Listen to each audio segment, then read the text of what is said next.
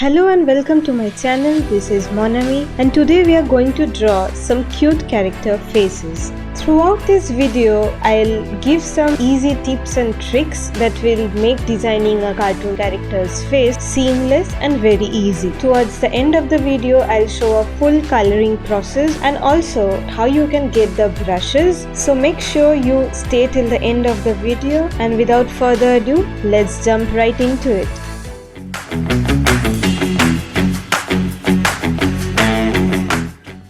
The first step of that is I start from a circle. The circle need not to be perfect, don't worry, because none of us can draw perfect circles, right? So one way would be you just draw a circle, draw a plus shape inside it, and that will be a guide of the eyes and the nose, etc. The other method is draw the circle and use that as the head or the skull part of the character's face, and then draw the jaw portion. And also you can make the jaw as long or as short as you like. That will give the unique shape of the face. Now let us check some characters from cartoons and animes and see what face shape they use. So this is from Luca. As you can see, I'm drawing the different shapes of the faces they have used for the various characters, and I'm also drawing the plus sign which can help you get where the eyes are placed, where the nose are placed, etc. Next is from Steven Universe, and they also have a variety of head shapes. Now let's look at an anime. So they use that peanut shape, as you can see, and that is usually the most common shape we use. So the plus sign we draw, the vertical line is basically the axis of the head, which will tell us where the head is tilted towards. The first curve which we draw is usually used for the position of the eyes. The second is for the nose, and the ears usually go between those two lines. Now also let us look at the side profile. I first draw a basic shape, then go in and fill the details like the nose and the mouth. But also again you can draw the plus sign, draw the eyes and the ear guides, and then base your face of that. Let's see some of the faces I created using this. And also I'm drawing one more character who has a perfectly round face. So this is probably the easiest way you can draw your character heads. Also make sure that it's not perfectly symmetrical, but I'll talk about it later in the video. And also make sure you flip your canvas very often, that way you can see the tiny mistakes you probably have made. So these are the face shapes these characters have. Now the next thing we are going to talk about is symmetry.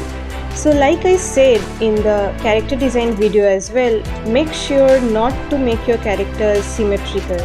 That is, if we draw a line, straight line, right in the middle, the left side and the right side should not be identical. Gives the characters very robotic feel, and we really don't want that.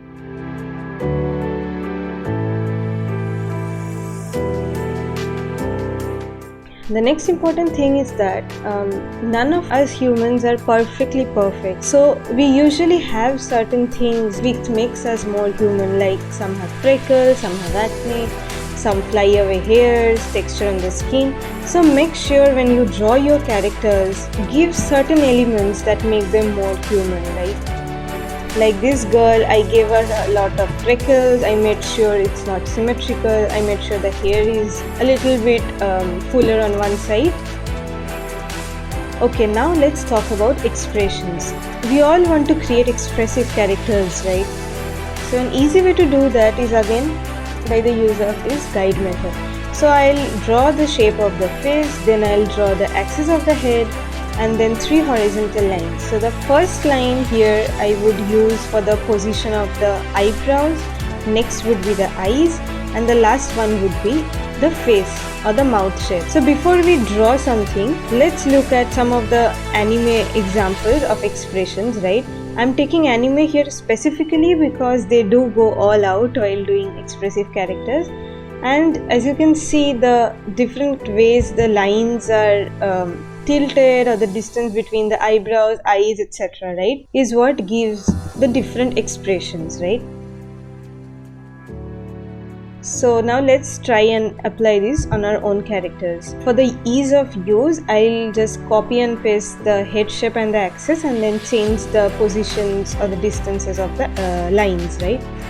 So the first one is smiling, second one they're a little bit confused, and so the eyebrows are a little bit towards the eyes.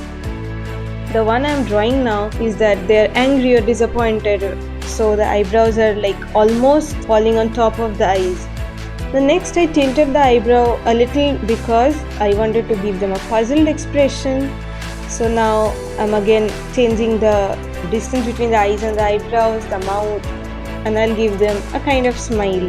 If you apply these things, you can also design your characters very easily, right? So now let's draw some faces applying all of these like symmetry or rather asymmetry, textures, expressions. So once you have the basic things down, then you can of course experiment with the eye shapes, the ear shapes, the nose shapes. As you can see, I used various types of eye shapes and noses in this character, and this all actually depend on what kind of style you are drawing your characters in and what age your characters are, etc. Now that is done, let's go on to the final segment, which is coloring our character. The first step of coloring is draw a thumbnail. Make sure when you are drawing the thumbnail, do not do very detailed thumbnails. Just make sure you get the vibes or the mood, the value, etc. right. Okay, now let's do the coloring. So there are three ways you can fill the flats. The first is you can use a brush tool to draw the basic outline. Then go with the lasso tool and fill in the shapes. This is a very easy way and it saves a lot of time, frankly.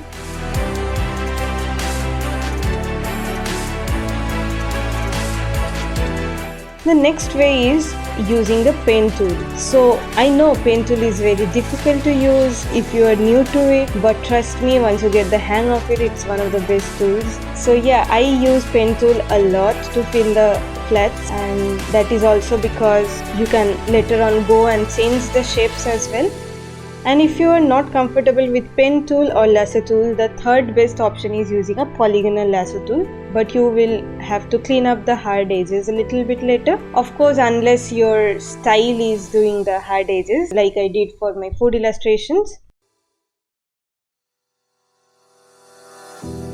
Okay, now that is done, let's quickly fill in the flats. As you can see, I'm using a lot of pen tool because it's super easy for me, and I also changed some of the shapes using the anchor points.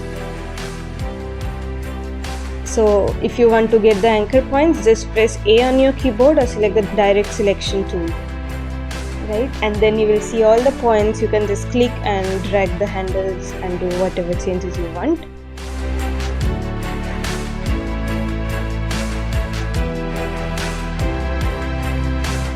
Okay, now the eyes are also done, and trying to draw the lips, give her a smile.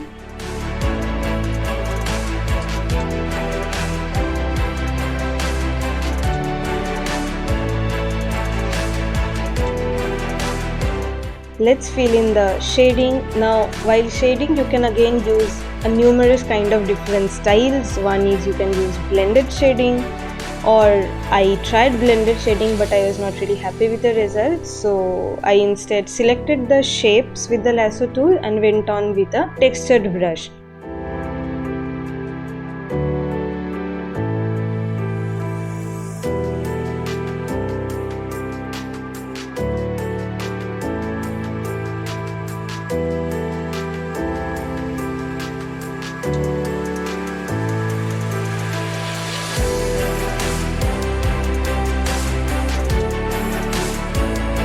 So how do we get the brushes, right? So you can go to Photoshop, you can select the brushes, then select on get more brushes, and it will directly go into the Adobe website, and from there you can download any kind of brushes you want. For the shading here, I used the Rec brushes, and also there are a lot of free brushes available from Brush Easy or ArtStation or anywhere. You can just search and you will find a lot of brushes.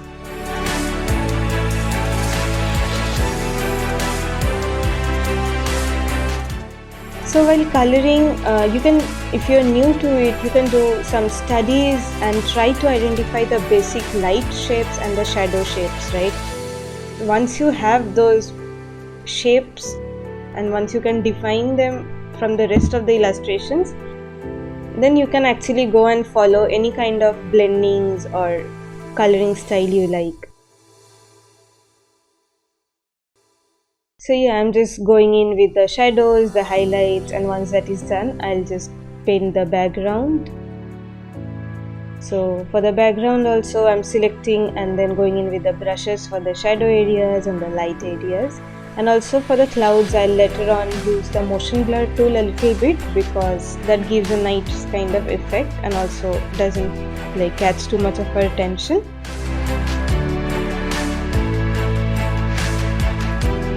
Now let's do the plants, draw some yellow wildflowers here and there. And again, like throughout the illustration, I'm just selecting and then filling in with the brushes. Now of course you need not do the selection and then fill in with the brushes. If you're uncomfortable with the lasso tool, then you can directly go in with the brushes for the shadow areas and the light areas.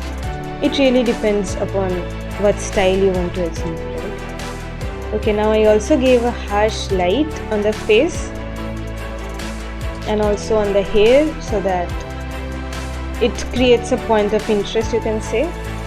I also added a lot of texture on the skin, a lot of freckles and breakouts and all of that. Some flyover hairs also I added. And once that is done, I make sure to change the to check the values, levels and all of that. And that's it.